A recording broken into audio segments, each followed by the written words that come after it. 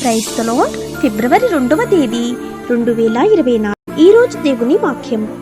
అయితే నేను దేవునికి మొర్రపెట్టుకుందును, యెహోవా నన్ను రక్షించును. కీర్తనల గ్రంథం 55వ అధ్యాయం 16వ వచనం. ప్రియమైన సహోదరి సహోదరులారా, మన దేవుడు నమ్మదగినవాడు. ఆయన చెట్టు నుండి కానీ రాయి నుండి కానీ చేయబడలేదు. ఆయనను ఆశ్రయించు వారిని ఆయన కాపాడు దేవుడు. విశ్వాసం అనేది ఒక వ్యక్తి జీవితంలో ప్రాథమిక ఆయుధము.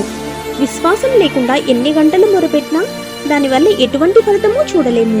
విశ్వాసం అనేది నమ్మకం నుండి వచ్చును.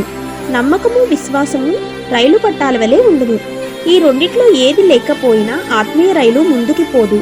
రెండు పట్టాలు సరిగ్గా ఉన్నప్పుడు ఆత్మీయ జీవితం కూడా సజావుగా సాగును.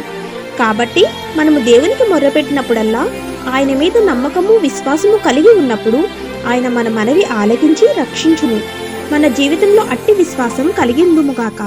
ఆమేన్. God bless you.